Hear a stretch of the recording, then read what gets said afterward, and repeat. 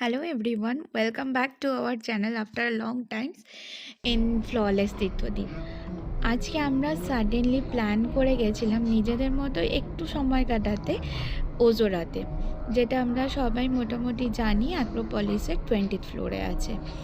তো হঠাৎই প্ল্যান যেহেতু ছিল, সেই জন্য একদম প্রখর দুপুর ছিল।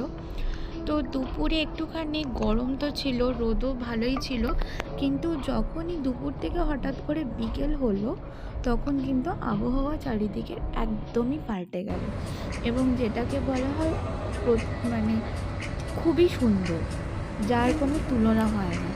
20 ফ্লোর থেকে নিজের শহরকে দেখার সেই একটা অনুভূতি আলাদা।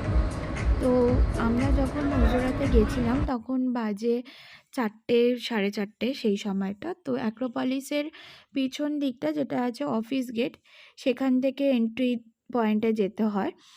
তো পিছনে আছে গীতাঞ্জলি স্টেডিয়াম, তার পাশেই যে রাস্তাটা আছে সেইটা দিয়েই অ্যাক্রোপলিসের পেছন দিকটা দিয়ে গিয়েই লিফটের 20th ফ্লোরে ওজোরা।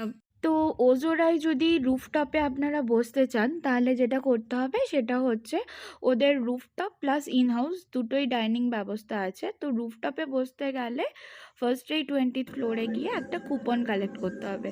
সেখানে হচ্ছে পার পারসন 1000 রুপিস করে, যেটা হচ্ছে অ্যাডজাস্ট হবে আপনার খাবারের বিলের সাথে, কিন্তু নন রিফান্ডেবল।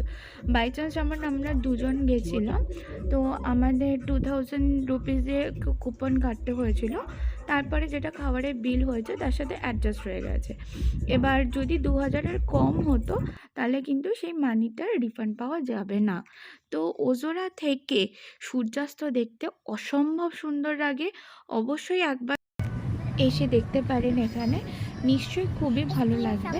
তবে এখানে আমরা যখন এসেছিলাম হ্যাপি আওয়ার্স চলছিল, হ্যাপি আওয়ার্স প্রত্যেক দিনই চলে বিকেল 5টা অবধি, ড্রিঙ্কসে 1:1। তো আমাদের তো খুবই ভালো লেগেছে, আশা করি আপনাদেরও খুব ভালো লাগবে। আমাদের এই ভিডিওটা ভালো লাগলে একটা লাইক, কমেন্ট আর শেয়ার করে দেবেন। Thank you so much.